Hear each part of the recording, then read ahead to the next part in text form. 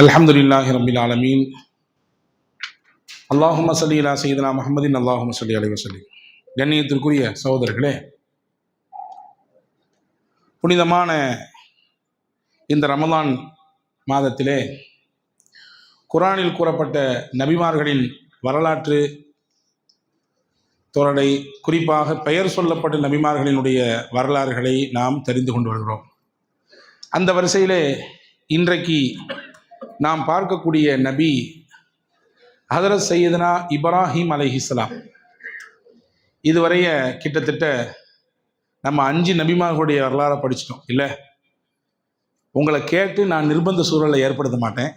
ஹதரத் சையதுனா ஆதம், ஹதரத் சையதுனா இத்ரீஸ், ஹதரத் நூஹ், ஹதரத் ஹூத், ஹதரத் சாலிஹ்.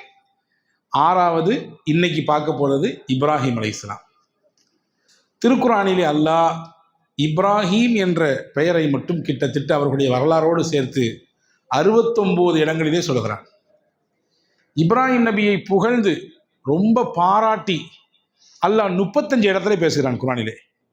சூரா பக்ராவை மட்டும் நீங்கள் திருப்பி படித்தீர்களே ஆனால் 15 இடத்திற்கு மேலே இப்ராஹிம் அலைஹிஸ்ஸலாமுடைய புகழ் அங்கே பாடப்படுகிறது. இப்ராஹிம் என்ற பேர் இருக்குத, இது அரபி கிடையாது. நம்ம நிறைய பேர் நம்ம பிள்ளைகளுக்கு பேர் வச்சிருக்கோம் இப்ராஹிம்னு. இதனுடைய மூல மொழி என்னவென்றால் ஹிப்ரு ஒன்று ஒரு மொழி கொண்டு, ஒரு லாங்குவேஜ். அந்த ஹிப்ரு மொழியினுடைய பெயர் தான் இப்ராஹிம். இப்ராஹிம் அலைஹிஸ்ஸலாம் எப்படி இருப்பாங்க அப்படின்னா, சஹாபாக்கள் கேட்டாங்க, நபிகிட்ட கேட்டாங்க. மேராஜில் போகும்போது ஒவ்வொரு நபியை பார்த்தேன்.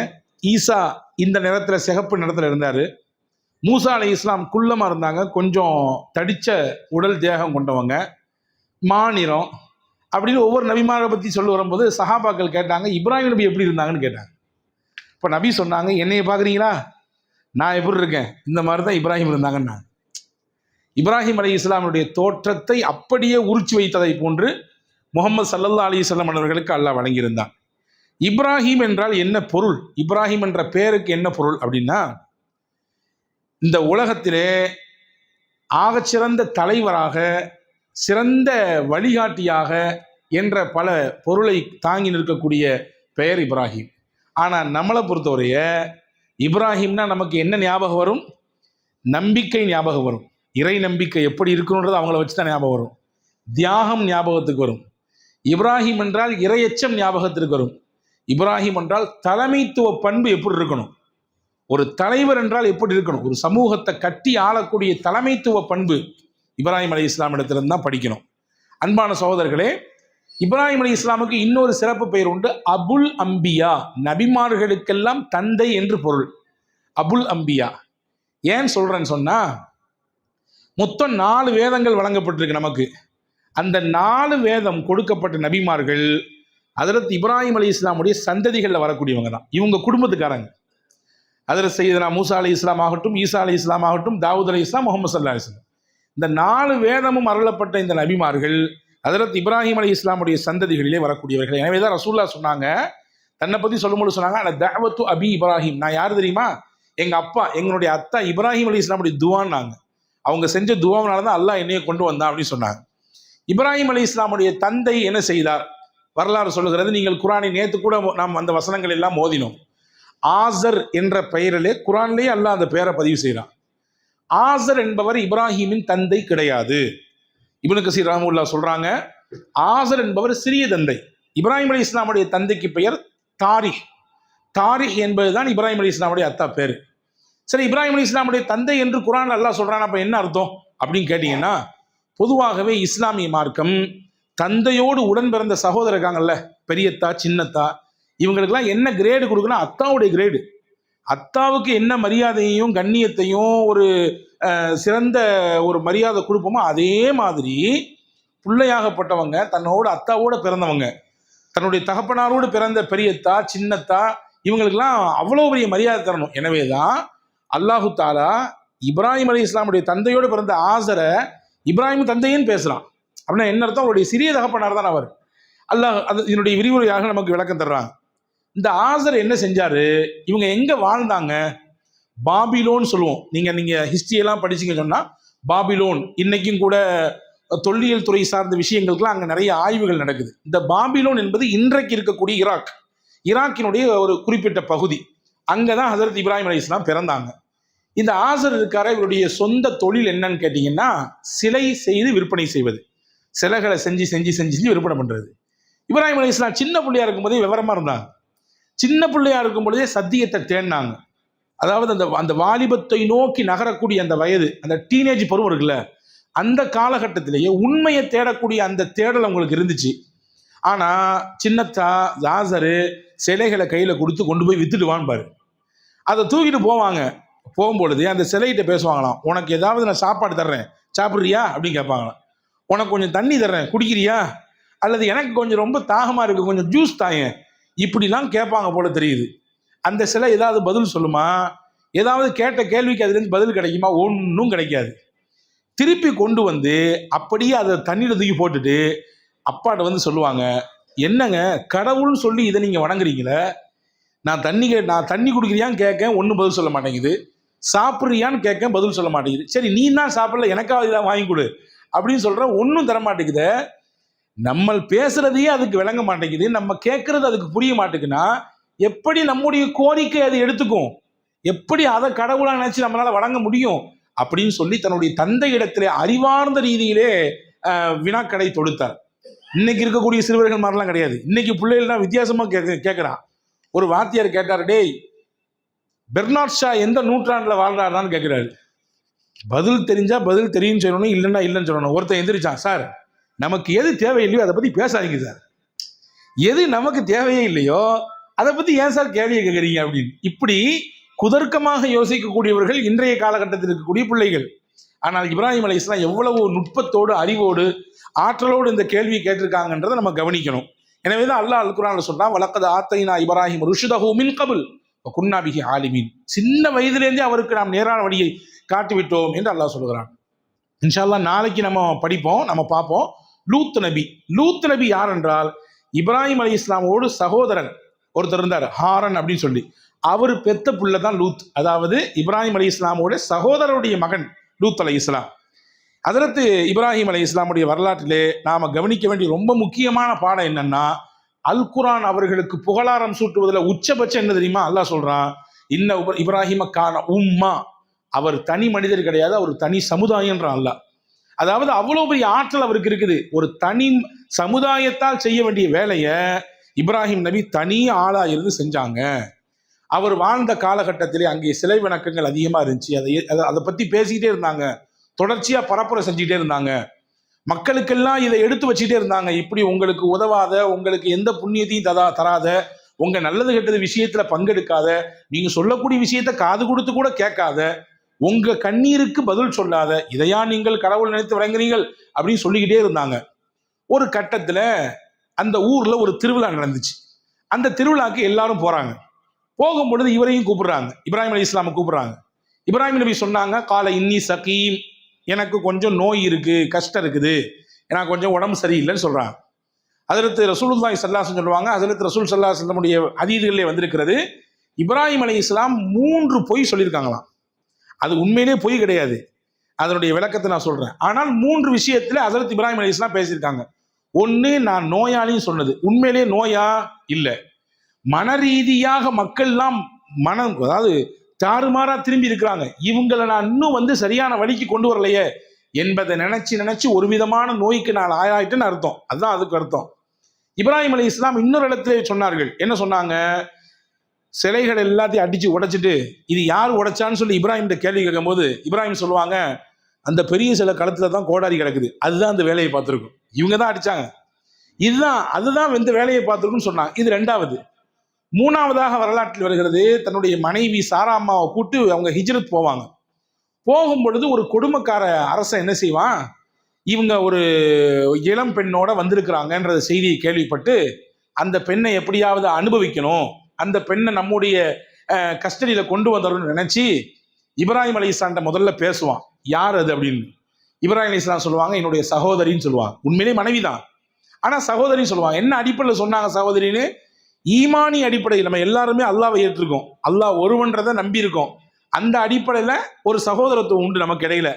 நீங்க உங்கள் அத்தாமா வேறையா இருக்கலாம், என்னுடைய அத்தாமா வேறையா இருக்கலாம், நீங்க பேசுற பாஷை வேறையா இருக்கலாம், நீங்களுடைய பிறப்பிடம் வேறையா இருக்கலாம், உங்களுடைய நிறை வேறையா இருக்கலாம். ஆனா நமக்கு எல்லாத்துக்கும் இடையில ஒரு உஹ்வத் இருக்குது, ஒரு சகோதரத்துவ உறவு இருக்குது. என்ன சகோதர உறவு? அதுதான் ஈமான் என்ற சகோதர உறவு. அந்த அடிப்படையில் சொன்னாங்க இப்ராஹிம் அலைஹிஸ்ஸலாம். சரி, என்ன ஆச்சு கதை? அவர் கூப்பிட்டாரு, இப்ராஹிம் அலைஹிஸ்ஸலாம் சகோதரின்னு சொல்லிட்டாங்க. சொல்லிட்டு வந்த பின்னாடி அந்த மனைவி அந்த சாரா அம்மாவை கூப்பிட்டாரு. கூப்பிட்ட உடனே ஹஜ்ரத் இப்ராஹிம் அலைஹிஸ்ஸலாம் 2 ரக்காத் தொழுதாங்களாம். தொழுதுட்டு, யா அல்லாஹ், உனக்காண்டி நாங்கள் வெளியே வந்துட்டோம். எதிரி இவன் தீய கண்ணோட்டத்தோடு என்னுடைய மனைவியை நெருங்க போறான் போல தெரியுது, நீ தான் பாதுகாக்கணும். ஹஜ்ரத் சாரா அம்மாவும் அதே மாதிரி தொழுதுட்டு துவா செஞ்சுட்டு அவன் கூப்பிடுறான், பக்கத்தில் போறாங்க. ஆனா அவனால பக்கத்தில் வர முடியல. ஒரு விதமான பதட்டம், இழுப்பு மாதிரி இருக்குது. சத்தம் போடுறான் கூஹுன்னு. என்னன்னே அவனால புரிஞ்சுக்க முடியல. 2 தடவை 3 தடவை இதை மாதிரி நடந்துச்சு. கடைசியில உன் பக்கத்துல நான் வர முடியாது, நீ பொய்க்கோன்னு சொல்லி அனுப்பி வச்சுட்டான். அன்பர்களே, அல்லாஹினுடைய உதவி தொழுகையின் வழியாக, துவாவின் வழியாக கிடைக்கும் என்பதற்கு இப்ராஹிம் அலைஹிஸ்ஸலாமுடைய இந்த வரலாறு நமக்கு மிகப்பெரிய பாடம். நம்மெல்லாம் உதவியை வேற எங்கேயோ தேடிட்டு இருக்கோம். ஆனா அல்லாஹ் சொல்றான், பிஸ்ஸப்ரி வஸ்ஸலா, தொழுகையை கொண்டு பொறுமையை கொண்டு என்ற உதவி தேடுகின்றான். இப்ராஹிம் அலைஹிஸ்ஸலாம் செஞ்சாங்க, கிடைச்சது. ஆக 3 விதமான இடத்துல ஹஜ்ரத் இப்ராஹிம் அலைஹிஸ்ஸலாம் பொய் சொல்லியிருக்காங்க. ஆனா உண்மையிலேயே அது பொய் கிடையாது. நான் இன்னொரு செய்தி கூடுதலா சொல்றேன். நமக்கும் ரசூலுல்லாஹ் ஒரு அனுமதி கொடுத்துருக்காங்க. 3 இடத்துல நீங்க பொய் பேசிக்கலாம். அப்படின்னா, நல்ல செய்தி சொன்னீங்க ஹஜ்ரத், 7 நாள் நாங்க வந்து உட்கார்ந்துருக்கோம், 7வது நாள் முத்தாய்ப்பா ஒரு செய்தி சொல்லியிருக்கீங்க, நாளையிலிருந்து இதை மட்டும் நாங்க ஃபாலோ பண்ண போறோம் அப்படின்னு நினைச்சுக்காதீங்க. நான் விளக்கத்தை சொல்றேன். 3 விதமான இடத்துல பொய் சொன்னாலும் அது பொய் கிடையாது. 1, போர்க்களத்துல பொய் சொல்லலாம், தப்பு கிடையாது. ஏன்னா போர்க்களங்கிறதே தந்திரங்கள் நிறைந்த இடம். அதுல அந்த இடத்துல வந்து உத்தமரா இருக்க முடியாது. நீங்க வந்து கொஞ்சம் மாத்தி பேசிக்கலாம், தப்பு கிடையாது. 2வது சொன்னாங்க ஸல்லல்லாஹு அலைஹி வஸல்லம், 2 பேத்துக்கு இடையில சண்டை ஏற்பட்டிருக்கு, அவங்க 2 பேத்தையும் சேர்த்து வைக்கணும். அதுக்காண்டி எதையாவது சொல்லுங்க, தப்பு இல்லை. இவரை பத்தி நல்லதா அங்க சொல்லுங்க, அவரை பத்தி நல்லதா இங்க சொல்லுங்க. அவர்கிட்ட இல்லாட்டி பரவாயில்ல. இதுக்கு ஆப்போசிட்டா விளங்கிடக்கூடாது. இல்லாதது போய் அங்க சொல்லிடக்கூடாது. அங்க இல்லாததுக்கு இங்க சொன்னா இருக்கிற சண்டை பெருசாகி போயிடும். அப்போ சேர்த்து வைக்கிறதுக்காண்டி போய் சொல்லலாம். 3வது சொல்லவா, ரொம்ப ருசியா இருக்கும், மனைவிட்ட போய் சொல்லிக்கலாம். ஓ, ரொம்ப சந்தோஷம் ஹஜ்ரத், இன்னையிலேருந்து நான் சொல்லிக்கிறேன்றாதீங்க. ஒரு மனைவி கணவன்கிட்ட போய் சொல்லிக்கலாம், ஒரு கணவன் மனைவிட்ட போய் சொல்லிக்கலாம், திருப்திக்காக வேண்டி, அந்த அம்மாவை திருப்திப்படுத்துறதுக்காண்டி வச்சுக்குங்க. நல்லாவே இல்லை சாப்பாடு, அமிர்தமா இருக்கு சாப்பாடு. என்ன அமிர்தமான சாப்பாடு சொல்லலாம். திருப்திப்படுத்துவதற்காக வேண்டி ஒரு பெண் தன் கணவனிடத்திலோ அல்லது கணவன் தன் மனைவி இடத்திலோ சொல்வதிலே எந்த தவறும் இல்லை, அது பொய்யாக கணிக்கப்படாது அப்படின்னு ரசூல் ஸல்லல்லாஹு அலைஹி வஸல்லம் சொன்னாங்க. ஆக விஷயத்துக்கு வாங்க. ஹஜ்ரத் இப்ராஹிம் அலைஹிஸ்ஸலாம் இப்படி வந்து அவங்க அந்த ஊர் திருவிழாவுக்கு போனவன வாங்கன்னு சொல்லி கூப்பிடும் பொழுது வரல. அவங்க போயிட்டாங்க. போயிட்டு வந்து பார்த்தா எல்லா சிலையும் உடைக்கப்பட்டு கிடக்குது. இப்போ யார் இந்த வேலையை செஞ்சதுன்னு அவங்களுக்குள்ளே பேசிக்கிறாங்க. கடைசியில் இந்த மாதிரி ஒரு இளைஞர் இருக்கார், அவர் பேர் இப்ராஹிம், அவரு தான் ஏதோ மேப்படியா வேலை பார்த்துருப்பார் போல தெரியுது. ஏன்னா இது சொல்லிக்கிட்டே இருந்தாரு. அப்போ அவரை கூட நிப்பாட்டப்பட்டுச்சு. நிப்பாட்டப்பட்ட நீங்க செஞ்சீங்களான்னு கேட்டாங்க. அப்பதான் சொன்னாங்க, நான் வேலை செய்யல, அந்த பெரிய சிலையுடைய களத்துல பாருங்க கோடாரி கிடக்குது, அதுதான் அந்த வேலை செஞ்சிருக்கோம் அப்படின்னு சொல்லி. அப்போ பேசி பார்த்து கடைசியில் ஹஜ்ரத் இப்ராஹிம் அலைஹிஸ்ஸலாம் ஒரு தெளிவு கொடுத்தாங்க. ஏப்பா, அதெல்லாம் இருக்கட்டும், உடைச்சது யாருன்றது அடுத்து பேசலாம். நீங்க இதை வணங்குறீங்களே, என்ன அடிப்படையில் வணங்குறீங்க சொல்லுங்க. இதனால ஏதாவது ஒரு புண்ணியம் உங்களுக்கு கிடைச்சிருக்கா? நீங்க பேசுறது அதை கேட்குமா? அறிவானத ரீதியில அடுத்தடுத்த வினாக்களை வைக்கிறாங்க. அவங்கள்ட்ட பதிலே இல்லை. கடைசியில அதிகாரமும் ஆட்சியும் அவங்க கையில தான் இருக்குது. இங்க தனியால நினைக்கிறாங்க, ஒரே ஆளா தனியா நின்று போராடிட்டு இருக்காங்க. இப்ப ஆட்சியும் அதிகாரத்திலையும் கையை வச்சுக்கக்கூடிய அந்த ஊர் என்ன செஞ்சுது? இவருக்கு ஒரு பெரிய பனிஷ்மெண்ட் கொடுக்கணும். என்ன செய்யலாம்? ஒரு பெரிய குழியை தோண்டுங்களா, அந்த குழியில தூக்கி வர போட்டுருவோம்டா, ஒரு பெரிய நெருப்பு குண்டத்தை ஏற்படுத்துங்க, இவரை கரிச்சிருவோம். நம்ம சிலையா உடைச்சாரு, நம்மளுடைய மார்க்கத்தையா குறை பேசுறாரு, இவர் இத்தோட அழிஞ்சிடணும், இவர் இத்தோட முடிஞ்சிடணும், கதையை கட்டிடுவோம் அப்படின்னு சொல்லி எல்லாரும் ஊர் எல்லையில போய் பெரிய பெரிய மரங்களை வெட்டி என்ன செஞ்சாங்கன்னா விறக தூக்கிட்டு வந்தாங்க. எந்த அளவுக்கு வரலாற்றுல எழுதப்படுதுன்னா, ஒரு பெண்மணிக்கு உடம்பு சரியில்லாம ஆயிடுச்சுன்னா அந்த பெண்மணி நேர்ச்சை செய்வாளாம், இறைவா எனக்கு உடம்பு சரியாயிடுச்சுன்னா நான் இப்ராஹிமை எரிக்கிறதுக்காண்டி விறகு கொண்டு வருவேன், என் தலையில தூக்கி கொண்டு வச்சு என்ன செய்வேன், விறக கொண்டு வந்து நான் அவரை எரிக்கிறதுக்காண்டி நான் வருவேன், எனக்கு உடல்ல சுகத்தை கொடு அப்படின்னு கேட்கிற அளவுக்கு, அந்த அளவுக்கு வெறுப்பு ஊறி போயிருந்துச்சு. ஏற்படுத்தினாங்க. முதலாக ஒரு பிரம்மாண்ட பீரங்கியை போன்ற ஒரு அமைப்பாக ஒரு மிஷினை செஞ்சு அதுல ஹஜ்ரத் இப்ராஹிம் அலைஹிஸ்ஸலாமை கெட்டுறாங்க. கெட்டி பக்கத்துல போய் தூக்கிலாம் போட முடியாது, ஏன்னா அவ்வளவு அதிகப்படியான ஜுவாலை, அவ்வளவு அதிகப்படியான நெருப்பினுடைய அந்த வெப்பம் கக்கிக்கிட்டு இருக்கு, யாரும் பக்கத்துல போக முடியாது. அதனால ஒரு தூர பகுதியிலிருந்து அவர் அப்படி அடிச்சு விட்டா வில்லு மாதிரி போய் பறந்து அங்க உழணும். அந்த மாதிரியான ஒரு மிஷின் ஏற்பாடு பண்றாங்க.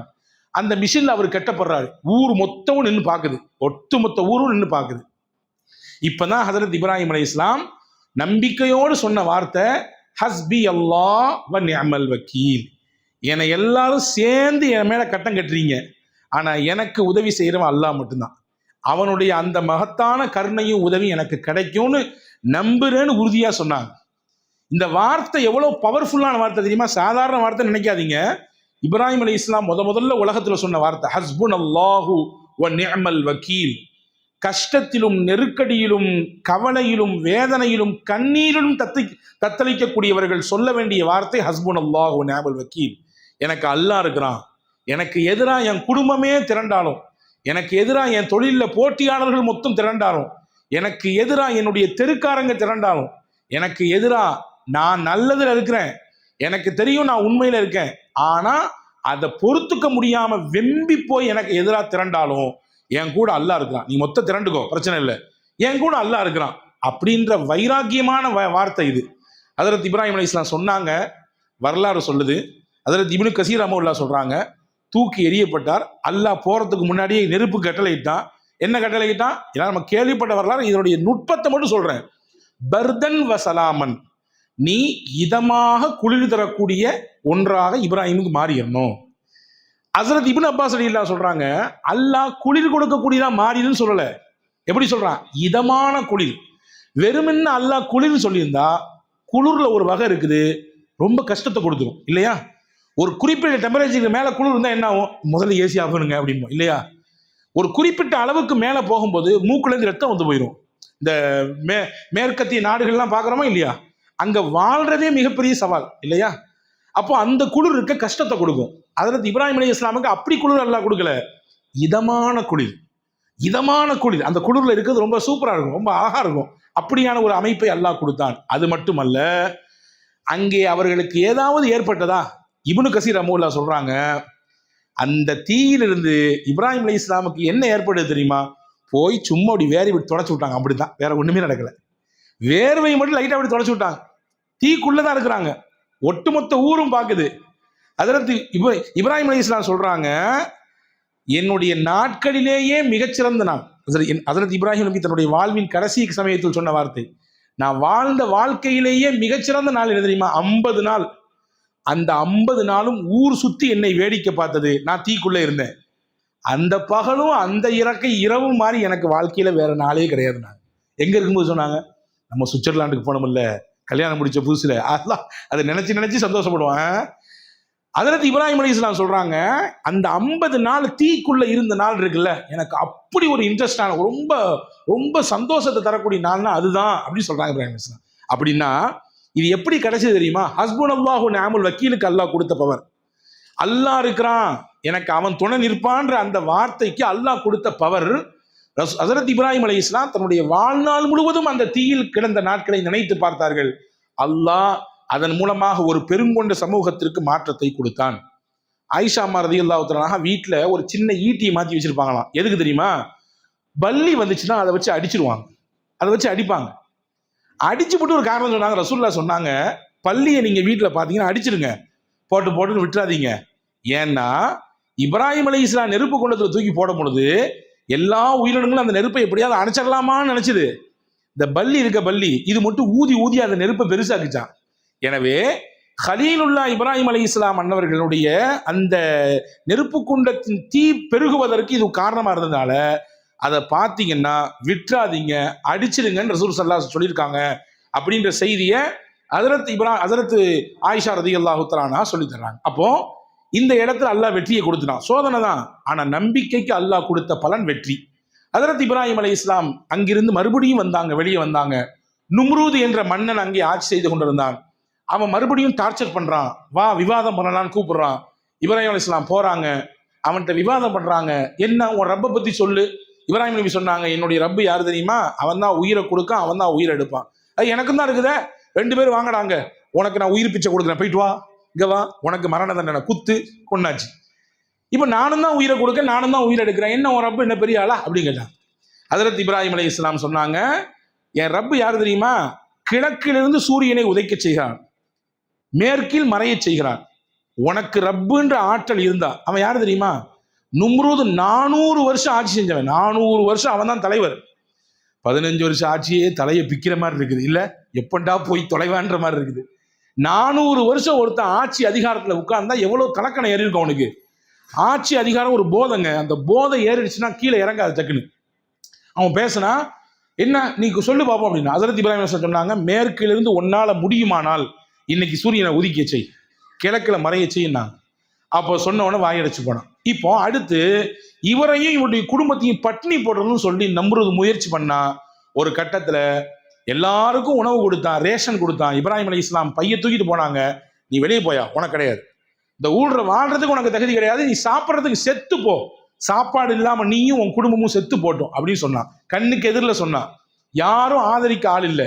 இப்ராஹிம் அலைஹிஸ்ஸலாம் வெறுங்கையா திரும்பி போகக்கூடாது அப்படின்னு சொல்லி 2 பை கொண்டு வந்தாங்கல்ல, போற வழியில மண்ணை அள்ளி போட்டு பையில அப்படி கொண்டு போனாங்களாம். மண்ணை அள்ளி போட்டு கொண்டு போய் வீட்டில் போய் வச்சுட்டு அப்படி களைப்புல படுத்து உறங்கிட்டாங்க. கண்ணை வெடிச்சு பார்க்குறாங்க, வீட்டில் எல்லாம் சமைச்சு சாப்பிட்டுட்டு இருக்காங்க. வீட்டில் குடும்பமெல்லாம் சேர்ந்து உட்காந்து சாப்பிட்டுட்டு இருக்குது. சாப்பாடு எப்படிமா கிடைச்சதுன்னு கேட்டாங்க. நீங்க தான் பை நிறைய சாப்பாடு கொண்டு வந்தீங்களே. அட மண்ணு மூட்டை, திட்டுவோம்ல யாரையாவது திட்டினா. ஹஜ்ரத் இப்ராஹிம் அலைஹிஸ்ஸலாம் மண்ணு மூட்டை தான் தூக்கிட்டு வந்தாங்க. அல்லாஹ்வுடைய ஏற்பாடு பாருங்க. ஹஜ்ரத் இப்ராஹிம் அலைஹிஸ்ஸலாம் சொன்னாங்க, இது அல்லாஹ் கொடுத்த உணவு, நல்லா சாப்பிடணும், இது அல்லாஹ் கொடுத்த உணவுன்னு சொன்னார். அன்பர்களே, இப்படி தொடர்ச்சியான உதவி ஹஜ்ரத் இப்ராஹிம் அலைஹிஸ்ஸலாம் கிடைச்சது. இதற்கு அடுத்து தான் அவங்க அந்த பாபில்ல இருந்து ஈராக்ல இருந்து கிளம்பி சிரியாவுக்கு போறாங்க, ஹிஜ்ரத் செய்றாங்க, ஹாஜர் அம்மாவை நிக்கா செய்றாங்க. இஸ்மாயில் அலைஹிஸ்ஸலாம் 83 வயசுல பிறக்கிறாங்க. அவங்களை அறுக்க வேண்டிய ஒரு நிர்பந்தம் ஏற்படுது. காபத்துல்லாவை கெட்டக்கூடிய பணி ஏற்படுது. அந்த பணியில தன்னுடைய மகனும் இப்ராஹிம் அலைஹிஸ்ஸலாம் சேர்ந்து கெட்டுறாங்க. இப்படி பல விஷயங்கள் இப்ராஹிம் அலைஹிஸ்ஸலாமுடைய வாழ்க்கையில எப்படி தொடர்ந்து கடைசியில இப்ராஹிம் அலைஹிஸ்ஸலாம் அவர்கள் கிட்டத்தட்ட ஒரு 175 அல்லது 190 வயதிலே மரணத்தை சந்திக்கிறார்கள். முஹம்மது ரசூலுல்லாஹ் சொல்றாங்க, இப்ராஹிம் அலைஹிஸ்ஸலாம் இருந்த பண்புல ரொம்ப முக்கியமானது என்ன தெரியுமா? அவங்க கொடுக்கக்கூடிய தன்மை நிறைய இருக்கு அவங்கள்ட்ட. பெரிய கொடையாளி அவங்க, எல்லாத்தையும் அல்லாஹ்காண்டி கொடுப்பாங்க.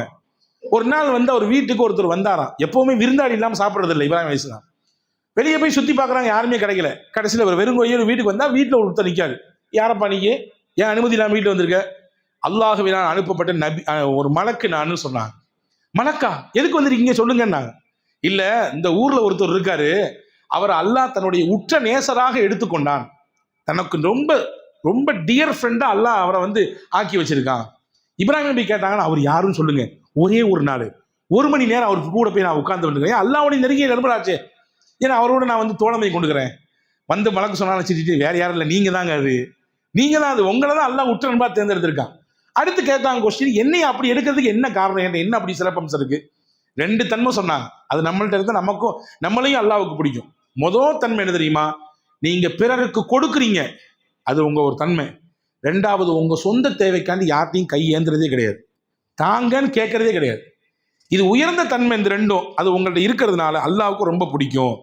அதே மாதிரி இப்ராஹிம் அலைஹிஸ்ஸலாமுடைய குணத்துல ஒண்ணு, திடமான மனம், உறுதியான மனம். ஒரு விஷயத்துல முடிவு எடுத்துட்டாங்கன்னா முன் வச்ச கால பின் வைக்கிறதே இல்லை. அந்த கேரக்டர் அவங்கள்ட்ட கிடையவே கிடையாது. 3வது, ஓங்கு புகழோடு அல்லாஹ் அவர்களை வாழ வைத்தான். ஹஜ்ரத் இப்ராஹிம் அலைஹிஸ்ஸலாமுக்கு அவ்வளவு பெரிய புகழை அல்லாஹ் கொடுத்தான். அந்த புகழின் வெளிப்பாடு தான் நீங்களும் நானும் தெரிஞ்சோ தெரியாமலோ டெய்லி இப்ராஹிம் நபி பேரை சொல்லிக்கிட்டே இருக்கோம். என்னைக்காவது இப்ராஹிம் நபி பேர் சொல்லாம நம்ம தொழுக முடியுமா? இப்ராஹிம் நபி பேர் இல்லாம தொழுகையே கம்ப்ளீட் ஆகாதுங்க. அத்தஹியாத்துல உட்கார்ந்து அல்லாஹும்ம ஸல்லி அலா முஹம்மதின் வ அலா ஆலி முஹம்மதின் கமா ஸல்லைத அலா இப்ராஹிம் வ அலா ஆலி இப்ராஹிம். இந்த 3 புகழை, இந்த 3 விதமான பாடத்தையும் இப்ராஹிம் நபி இடத்துல எடுத்துக்க வேண்டியது, நிறைய பேச வேண்டியது. இப்ராஹிம் நபி, நான் அசத்துல கூட சொன்னேன், இப்ராஹிம் நபியை பத்தி பேசணும்னா ஒரு 5 சீரியஸ் வைக்கணும் இந்த டயத்துக்கு. அப்ப 5 சீரியஸ் வச்சாதான் அப்படி பேச முடியும். ஆனால் ஒரு குறுகிய நேரத்தில் அவர்களுடைய அந்த வரலாற்றினுடைய மேலோட்டமான விஷயத்தை உங்களுக்கு எடுத்து வைத்திருக்கிறேன். எல்லாம் வல்ல அல்லாஹ் இப்ராஹிம் நபியினுடைய வாழ்க்கையில இருந்த அந்த உயர்ந்த பண்புகளை நமக்கும் தருவானாக. அவர்களை பின்பற்றி நடக்கக்கூடிய நல்ல பாக்கியத்தை அல்லாஹ் நம் யாவருக்கும் தந்து ஈமானிய பலத்தோடு அல்லாஹ் நம்மை வாழச் செய்வானாக. ஆமீன். வாஹிர் தாவான் அல்ஹம்துலில்லாஹி ரப்பில் ஆலமீன். நாளைய தினம் இன்ஷா அல்லாஹ் லூத் நபியினுடைய வரலாற்றை இன்ஷா அல்லாஹ் நாம் பார்ப்போம்.